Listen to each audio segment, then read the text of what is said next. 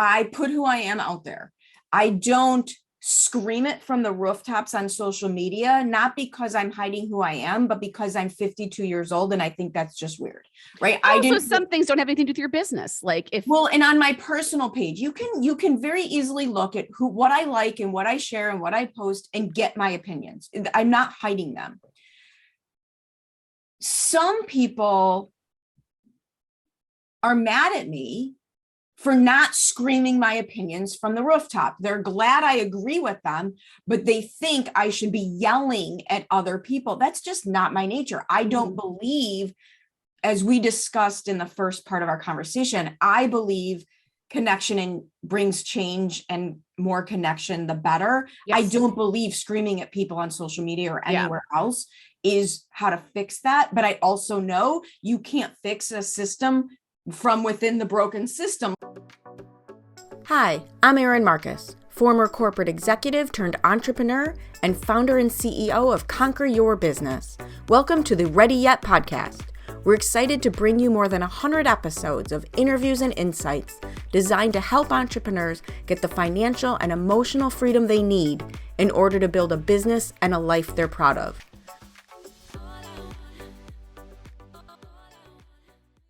Hello, and welcome to this episode of the Ready Yet podcast. I'm very excited about my conversation today because I have a very cool person to share with you, Mary Nisi. I can't even remember how I met you, but that's okay. But I remember our prep conversation, love what you do for a living, love your just frank approach to conversations. So I'm excited to be discussing with you some things we chatted about that we haven't really chatted on the podcast yet. But before we get into all of that, why don't you give everybody a little more formal introduction into who you are and what you do? Well, I would be remiss if I didn't point out how we found each other. And that was through Miss Angie Knoll. Yes. The glue that binds the financial world with the rest of the universe in a beautiful way. But Angie aside, I am, what was the question again? Who you are and what you do. I was so obsessed with making sure that Angie got her credit that I lost myself in the mix. So I am, God, where do I start? I'm a 47-year-old perimenopausal DJ, the sexiest words ever put together. That's not things really things you never thought you'd use to describe yourself growing up. What do you want to be when you grow up? I want to be experiencing the change in a terrible way. Anyway, maybe your assistant should cut that out. Just JK, or maybe, who knows? So I'm Mary Nisi. I own Toast and Jam DJs, which is a mobile DJ company here in Chicago. We've been around since 2002. And we do mostly weddings, corporate events. We are a primarily staffed by women DJ company. I also created an online course to help DJs grow and scale their businesses called the Toast and Jam Lab. And I have a podcast that is called All Up in My Lady Business that discusses the confluence of being a woman and being a business owner and how the personal and the business cannot not be commingled. Absolutely. Right. I mean, we do it a little differently. Mm-hmm. I had a conversation with somebody, a client this past weekend. Great guy. Love him. He's amazing. And my audience is growing. My Facebook group is growing in leaps and bounds. And one of the things I said is I now understand. I never understood before, but I now understand why so many women choose to only work with women. And it's because 95% of the problematic people online in my universe, not saying everywhere, but in my universe, are men. And what he said back to me, we were joking around. It was a very easy conversation. Mm-hmm. And what he said back to me, because we were teasing about the differences and things, and he said, in his world, when you have meetings with all women, nothing gets done. And I said, which was interesting, but it's his experience, right? And I was laughing because I think it goes to the fact that we have different definitions. Uh-huh. And I said, I belong to a networking group of all women, and we met for dinner once a month. And we literally got to the point where we needed responsibly to Uber there and back because there was way too much partying, way too much wine, way too much dinner, never talked about business. And more leads in business were actually done between those women. I think there were 20 of us than in any other networking, big formal networking group that I've ever been a part of, because we do it differently. So 2 points on that. One is that you said that 95% of women want to work with other women. 95% of men only work with other men. So I don't really feel like we need to like really say women are weird because they only work with women. Like I find myself in a lot of places where I am the only woman there. And that was my background as well. So I'm like, well, that was just called normal. Yeah. That's like, so, I mean, it's placing men as the default. And then we get to, it's centering the white male way of doing things and not really thinking that our way actually has any kind of value to it. Case in point, what your guy just said about, women getting together and actually getting to know each other and understanding like, oh, she's got a kid that, does ballet and my kid also does ballet. And we start talking about ballet. And then all of a sudden you see it. So back in the day, all of a sudden I'm their financial advisor, right? Do it differently. But also it's like, there's like those stories that like, when Kennedy was the president and they'd have these State Department dinners all the time. And when Jackie Kennedy would make the seating chart, she would always put a Republican next to a Democrat and someone they didn't know. And that was when the most stuff actually got done in this country, was because they were forcing people to actually get to know each other and see them as humans outside of just the policies they're trying to change. And I cannot remember who was the first lady who did it, but Pixar was created that way. The idea for Pixar, the animation company movie, was literally created at a White House dinner because of the seating chart and who the first lady put together. She thought they would be interesting conversations. I mean, but just if I'm gonna guess, it'd have to be Nancy Reagan. It very well could have been. And I don't like giving the Reagans credit for anything, but sorry to make things political, but they did do a lot of state dinners during the Reagan administration. And the idea of talking to people, and again, the conversation that I had was with a wonderful guy. It was a very open conversation. And one of the things that you and I chatted about a little bit before when we met is, and we might have different opinions on this, but I think it's extremely important to change the default, right? To change how people default think. We agree on that there's way more options out there than what history will show you is the only way to do things. But I also think the unfortunate side of why more things aren't progressing is because it seems the only way people know how to do that is by making somebody else bad and wrong. Yeah. Which just creates a defensive-ness and nobody moves forward. It's othering the other, it's othering people. And it's doing the same exact thing. Yeah. And it makes it impossible for you to see that person as a human that might have, when people say like, both sides, Democrats, they're demons that are so stupid and they're ruining this country. And it's like, okay, well, if both sides are ruining it, right. And how are we going to have any progress here? And I think that's one of the things I just miss is being able to have interesting conversations in general. Yeah. I was in a hot tub at a ski resort as you do at some point, like as you wind like 10 out of 10, highly recommend. But I will tell you, like I've had some of the most interesting conversations in hot tubs because I ski. That's like the only thing that I physically do is ski.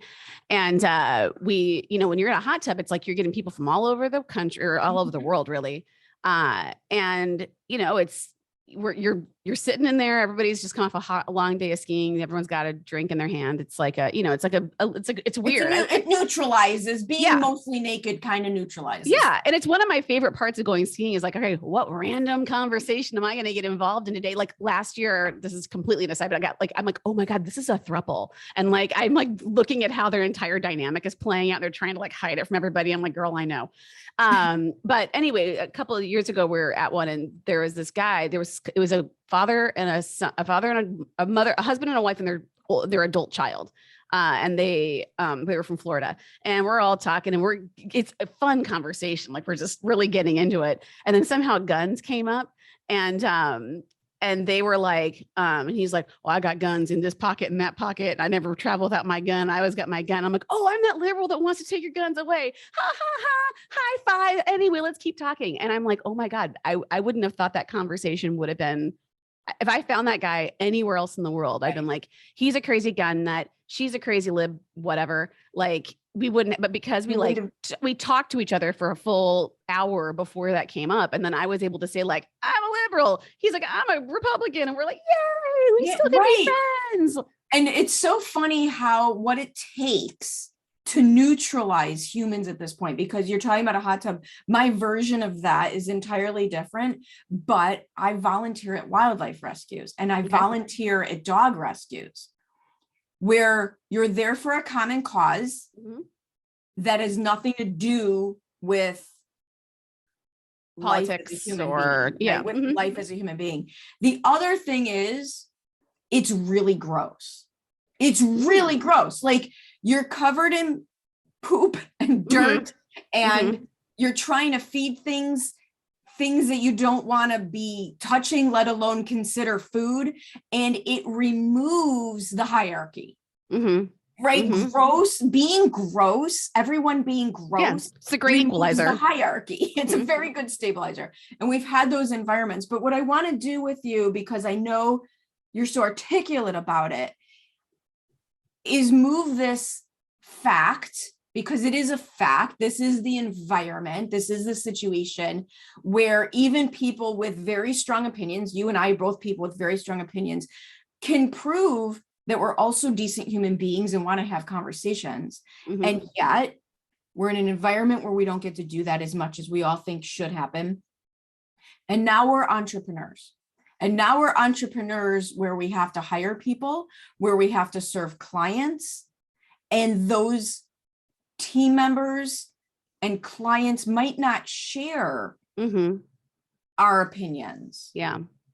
And how do you navigate as an entrepreneur, as a successful business owner who on one hand needs to make money, this is how you earn a living, and on the other hand want to stay true to your beliefs, and on the third hand and fourth hand they're so like, as if this wasn't hard enough. How do you manage that? Where do you see that in your world, and how do you navigate that? Just that easy question. In a few words. Well, I think that part of the reason why we have become, so for me, I mean, I'm pretty, like, I know a lot of business owners, especially in the DJ world, because weddings, everybody gets married and everybody, and right. It's, you don't know necessarily the politics or the background or what people's opinions are on things that are outside of wedding related stuff. For me, like we're just, I mean, things do come up like, my uncle's going to get drunk and come up and do, like there's that kind of stuff, but, but I do, there's a lot of companies that like fall over themselves to like stay neutral and not, my colors, money's the color, I don't, they're the liberal and the Dem, their colors the same, money's the same color as every, whatever. And I do think that has stopped, I think, for me, I don't hide who I am. I don't, if you look at my website, before gay marriage was even legalized, we had, we proudly stated that we believed in marriage equality, and we had, my logo is a toasting piece of toast and a jamming jar of jam. Yes. And we put them in a lot of situations. And, we have like, two pieces of toast that are both brides, and we've been doing that since time, for a very long time, not since the beginning of our days, but, once we realized we had to put that out there. Like it's like, oh, a DJ company run by women. I bet they're probably going to be okay with gay marriage or whatever. But I think that it is important to put who you are out there and risk losing. I mean, that's the whole point of a free market, right? Is that you are able to put who you are out there and just let the chips fall where they may. It's not that I think it's that, and I think that by doing that, I don't know. This is a difficult question. It's a really hard question because like, I have the same approach as you do. I put who I am out there. I don't scream it from the rooftops on social media, not because I'm hiding who I am, but because I'm 52 years old and I think that's just weird, right? Some things don't have anything to do with your business. Like and on my personal page, you can very easily look at what I like and what I share and what I post and get my opinions. I'm not hiding them.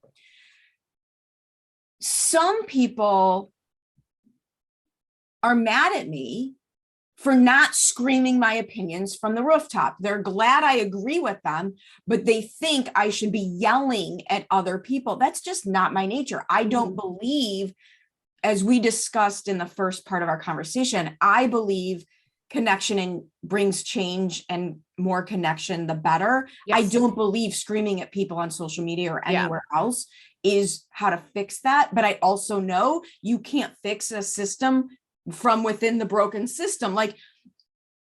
And I don't have the answers. Well, I mean, I think some of that's generational too, because I have a feeling that the people who are yelling at you about not putting yourself out there are people who are younger, they were raised on the internet, and they've always just put their shit out there. Right. And that's like, just weird to me. Right? And you and I are like Gen X fantasies, where we're like, you're like, I don't know. Why does anyone want to know this? Right? Yeah. And I also have a hard time with social media for the same reason, where I'm like, my social media manager, she's like, the things that's really missing from your social media is you. And I'm Tell like, people, here's the deal. I grew up in Chicago public schools in the 70s and 80s. The reason more of my friends aren't in jail is because nobody knew what we were doing. Mm-hmm. So it's very weird to me to tell the world what you're doing, because no good can come of telling the entire universe what you're doing. Yeah. But at the same time, so it's juggling being true to yourself. I think it is important to have opinions. There's, I don't believe you can be completely neutral, but not. If somebody's not going to work with you because you are putting who you are out there, you don't want their money anyway. I don't want, right. That will, especially with what I do and what you do, it won't work. It won't work. So, but the flip side is, does that also give you the right to say no to someone just because? No, I mean, like a la like the gay cake bakers. Right. What you mean like that? Yeah. Like, does it give you, can you have it both ways? Can you say, I'm putting myself out there because this is what I believe in, and if you choose not to work with me, you choose not to work with me. But can I force that on you, for lack of a better word? Well, I mean, that's where the money comes in, so like, I mean, it's like, it is a situation where I think that more people have tried to remain, this is like the whole problem with the rise of the big box store, and like, the little, the mom and pop stores being taken away. It's like the mom and pop store, like, the guy that owned Jim's Ace Hardware down the street, you saw him at church and you knew who he was. And maybe that's why you shopped there, is because you went to church with Jim from the Ace Hardware. And then there was a Mormon or a Metro, whatever, I guess a Mormon church. There used to be more community, and people knew the people that owned the businesses. And there was like an ecosystem that it was promoting. And then as these big box stores came in with their, lack of any kind of community or whatever, that dissolves the community. Yes. I mean, like I have all these theories, like when I'm laying in bed at night, staring at the ceiling, wondering why America's falling apart. I have all sorts of theories also. Yeah. I mean, a lot of it comes down to just the globalization of these businesses, the lack of investing in the communities, not requiring police people to have to live in the neighborhoods that they're beats in, like all of these things where it separates. I mean, it comes down to communication, what you were saying earlier on, like by separating by putting distance between how people are spending their money and the people who are actually seeing the people who are buying the products. It creates this ability to be like, well, I've got more loyalty to my quarterly earnings and my investors than I do to the people who are actually buying the products and selling them for me. Loving what you're learning here and interested in more? Check out our free Facebook group and join us at Conquer Your Business Community to find even more tips and tools designed to help you get out of reaction mode and into conquering your own business.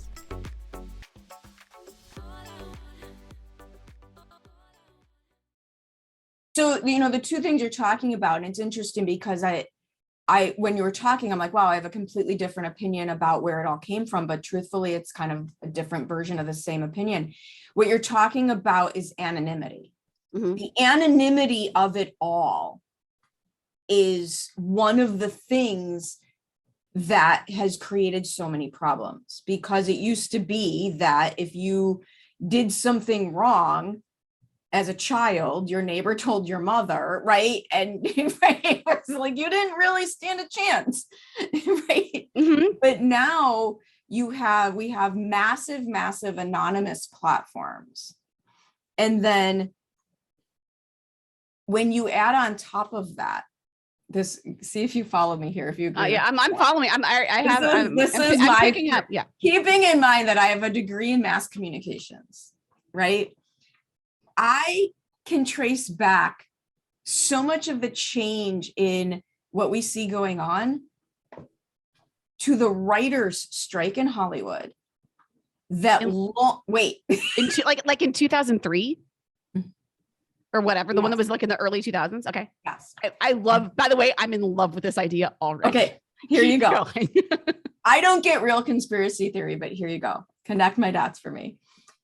There was a writer's strike at the same time the internet really became predominantly available, not existed, but available universally. Once the CDs for AOL made it to right. Oh my God, mailbox. Right. So we needed the capitalist environment now had this opportunity for 24-hour content. You're my age. Remember, TV used to end. Mm-hmm. TV used to end at the end of the night. With the flag. Right, with the flag and the anthem. And we used, it was horrible when you were sick and then TV was over, but you didn't feel good. And now you're like, what do I do with myself, mm-hmm. right? So there was a writer's strike at the same time that the system needed 24-hour content. Welcome the rise and the invention of Survivor, of gamifying and reality TV. Reality TV was created as a result of the writer's strike because you had no more sitcoms. You had no more writers, like the people who were good at it, right? So we got reality TV. We needed 24-hour content. We also, our human brains work on a negative bias. We watch what does that mean? I don't think I've heard this statement before. The human brain seeks out negativity because your brain has one job. It's to keep you alive. In order to keep you alive, it is to identify risks. It is much more interested in fear-based content. It has a negative bias in order to do its job. Happy content doesn't do anything for our brains. Our survivor system, our mind doesn't care. It's some mind-blowing stuff right there. So when you add all this together, you have at the same time increased negative content on TV with Real Housewives. Suddenly being a nasty ass person to other human beings is entertaining. suddenly that's entertainment. How horrible can you behave, Jersey Shore? Mm-hmm. How bad can you be towards other people? Girls Gone Wild. What was that show? Bad Girls, whatever. Mm-hmm. I'm showing my age. Yeah. But at the same time, you've created an instant platform for anonymity and a worldwide voice. Yeah. And then you get your Facebook. And now you've increased these opportunities to be loud and anonymous while being inundated with entertainment that proves the worse person you are, the more successful you'll be.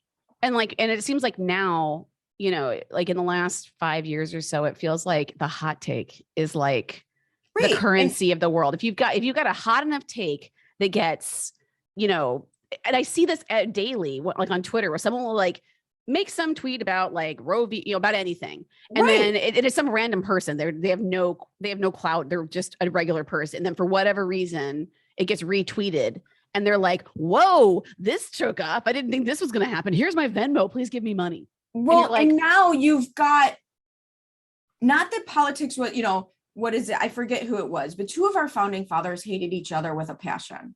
I forget who it is, but like, I bet they all did, but they all had to fucking get along. Right. So, but you had to have conversations, and now you're seeing the bit of politics that was always there with people disagreeing. Totally understand. People have different opinions. Totally understand.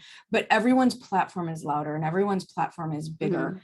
And have what you mentioned, the complete removal of community. At the same time, that these things are being glorified and louder. And yet, one-on-one, most people are totally normal, nice people, even when they disagree with you. One-on-one, most people don't want this. Yeah, so that's why. Yeah, it's because there's been such a breakdown of the things that we all like. I remember when I got pregnant, I had my only child, that I was mostly floored that there was no consensus on anything. Like there wasn't like, this is how you feed your child. This is how you get them to go to sleep. This is how, human beings have been human beings since dawn immemorium. Like, and we still don't know how to do this. Yeah. Or it would just be like, oh, he's crying and he's making this weird noise. And I would Google it and I would get like 80 million different opinions on what it was. And not even like the board of obstetricians or whatever could even have consensus on it.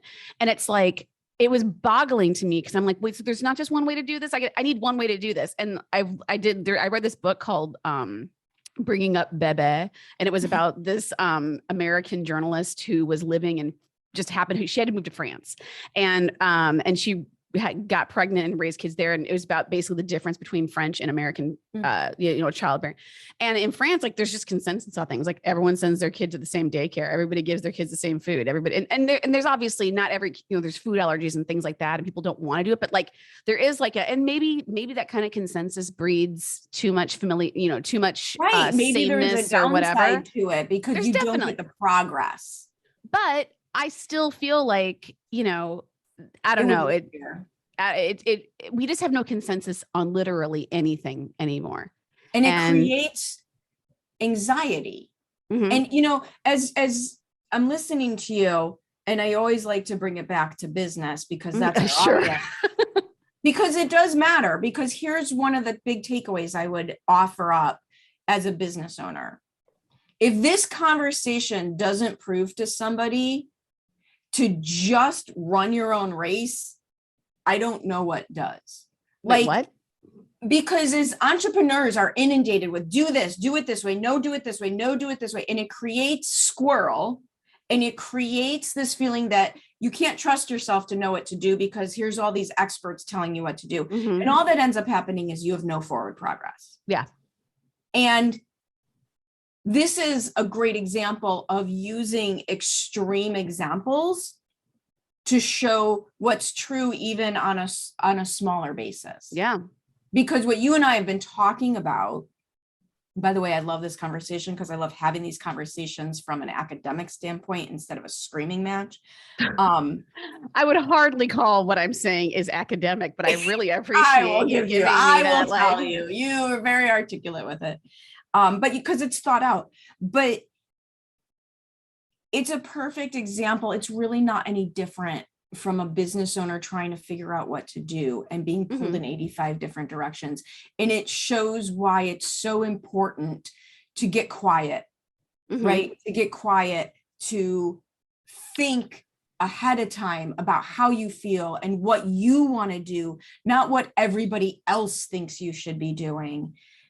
And I think correct me if I'm wrong, or maybe not wrong, but this isn't maybe what you're trying to say, but it's the difference between working on your business and in your business. Yes. And getting out of the weeds. Yeah. Cause I feel like, I started my company in 2005 and I was pretty successful right away. Like I didn't have, I'm down to my last $5. Like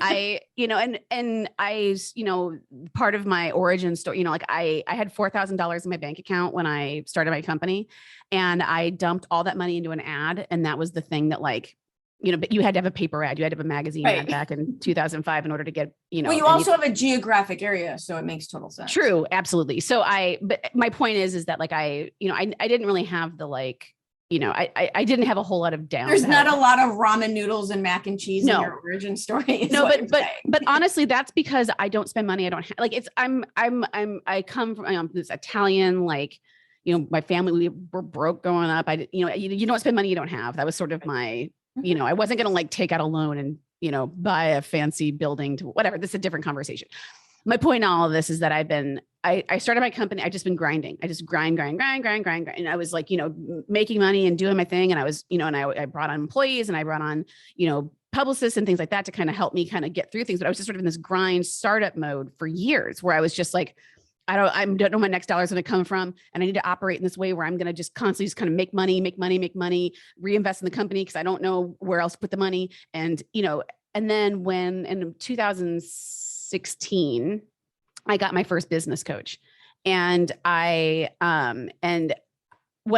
hired her, I didn't really know why I was doing it. It was more that I was successful. I had money. I had, I had some problems with, employee categorization because I've been audited twice by the Illinois Department of Employment Security, which is an organization that can die in a fire. Yes, I agree. But I knew I needed to convert my DJs to employees. I had no idea how to do it. My books were a fucking mess. I'm sorry, I keep swearing. And is that okay? Okay. It's R-rated as an adult show. Okay. My books were a mess. I constantly lived in fear of getting actually audited because I'm like, if that happens, it's not that I was hiding anything. It was more that I wasn't prepared for the nuts and bolts of it. And so once I got my first business coach, and she came in and I don't even know who I'd be without Carolyn. She was tantamount to where I am at as a business person at this point. And Carolyn Turner, if you're listening, good job. Thank you. I'm just, my heart is 10 times bigger because of yours and not because of cholesterol. So once I started kind of pulling back and kind of realizing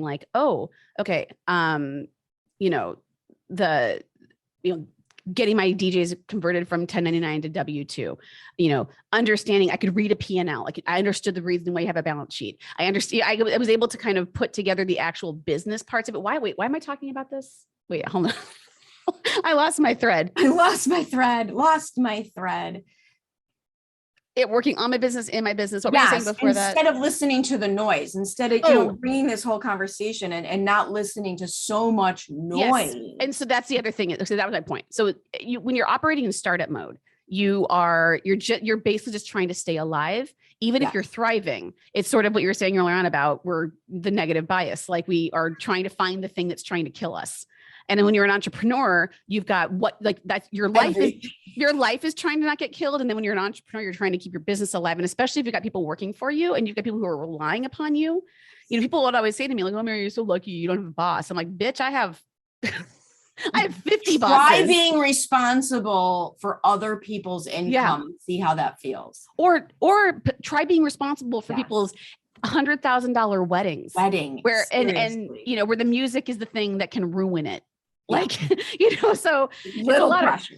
a lot of pressure. It's a lot of pressure. But I do think that like once you get rid of the noise, you stop listening to all of the different things, understanding there isn't going to be consensus. So you have to find the consensus for yourself. Yes. You need to, you can't just be running your business in whack-a-mole. You know, you have to kind of actually strategically be like, okay, I need to step away from this and actually figure out like, what is my mission statement and what is my vision statement? Because those are things that sound dorky and lame. And like I don't have time to figure out my mission statement. I'm too busy dealing with I need to pay my bills. Right. And it's like, well, wait a minute. Why? Like you shouldn't be this busy. You shouldn't be this frazzled. I say as the most frazzled person under the sun. But it's part of it is that, I mean, we're moving right now, which is. Oh, we're moving soon also. I don't recommend. This is one of the worst experiences of my life. It's really bad. It truly has been. And it sounds like it shouldn't, whatever. It's been awful. So right now I'm very frazzled. But when you step back from your business, you kind of go, okay, what is my mission statement? Who do I actually want to serve? Right. Like, especially if you like my business, like I was successful from the very beginning. People wanted to work with me because I positioned myself so differently from the way that most DJs position themselves that I got a lot of people wanting to work with me. And I'm also really, really, really good at my job. So people wanted to work with me. Things were moving along. And so when everybody wants to work with you, you're like, oh, like I had leads falling out of, I was getting probably, I'm not even joking, 50 times more leads than I could possibly handle. And so I had to keep on bringing more DJs in. And I'm like, well, this is high class problems. And it's like, well, wait a minute. Like I've done a lot of weddings for people I didn't really want to do their wedding. Like, and so once you kind of, it sounds great until you realize how easy it is to lose yourself, lose your goal, work yourself into the ground because you're in reaction mode to external. So when you go to the nugget, like the basis of trying to figure out your mission statement, like, why are you here? And who do you want to serve?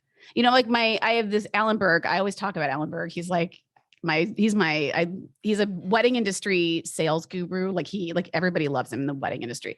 And he talks about elevator speeches and how, you know, when people are like, what's your elevator pitch? Oh, I'm a wedding DJ. It's like, no, that's a label. It's, or like I provide music at weddings, or I use the top, you know, the state of the art equipment to bring you a night you won't forget. And it's like that. I mean, you know, for me, my mission statement is that we provide a night we provide experiences that will live in the hearts and minds of your family and friends for years and years.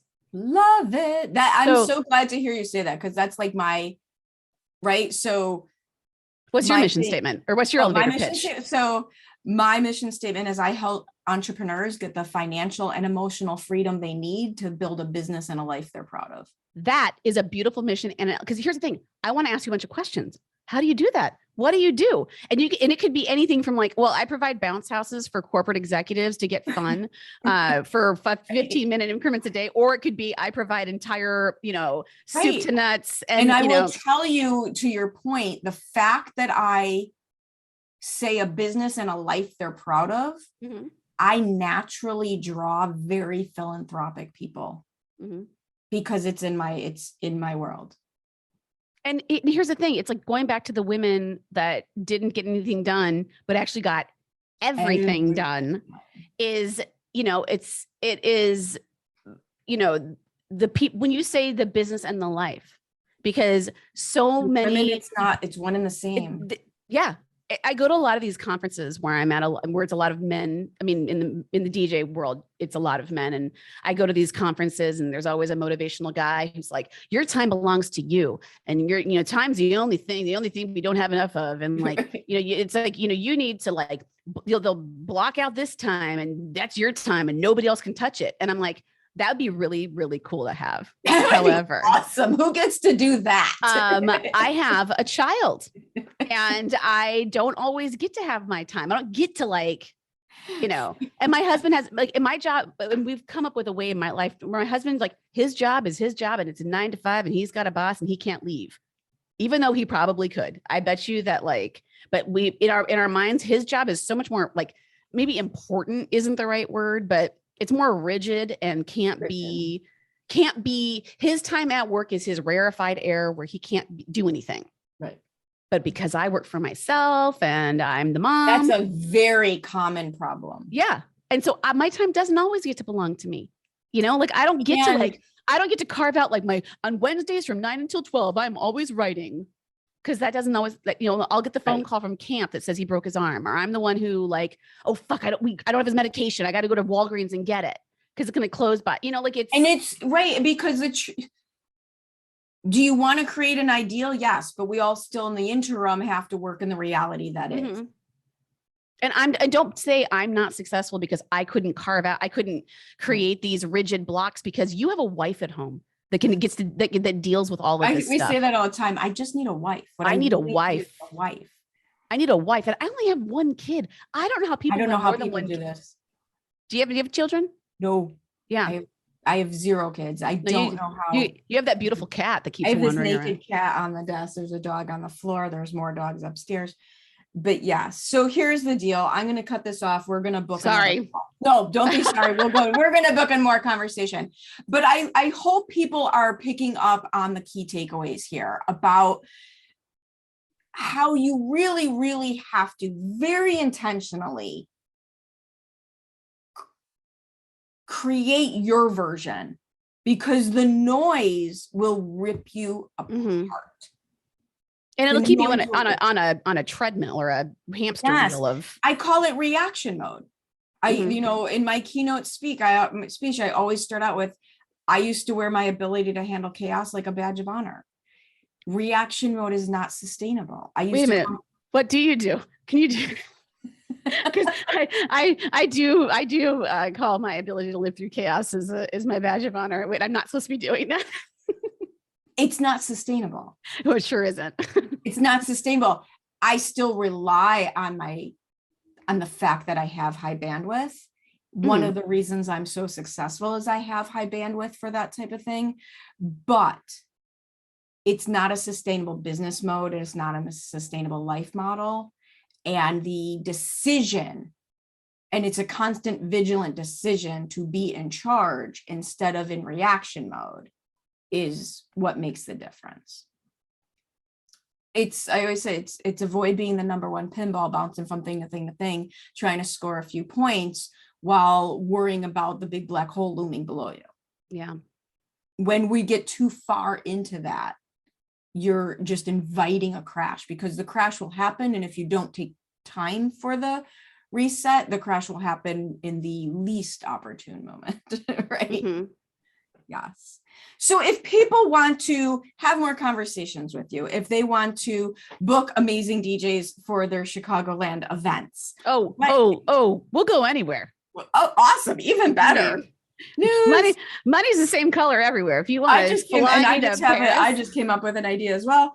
What is the best way for them to reach out to you? There's so many ways. You're not hiding, but what's the best? So if you want to find me for DJ related reasons, at Toast and Jam DJs. If you are trying to be a DJ that grows and scales their business, at Toast and Jam Lab.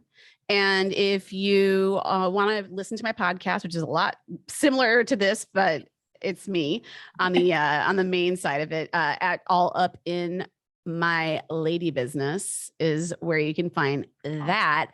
And we'll make sure we have links to all that in the show notes as well. That is it. That is me. Well, thank you for spending time with me today. This has been so much fun and so awesome. I love talking these things through. I love getting other people's opinions and ideas on how to navigate it all. I love, love, love to see successful women in non-female traditional roles. So yay. And all that business. So there's very few business roles that are women based. So here, it's not hard to find, right? Yeah, you're gonna get whatever. Yeah. I don't want that. Easy access. Remember when I said I was perimenopausal at the top of this thing? The brain fog. It's a real thing. Totally cool. Awesome. Thank you so much.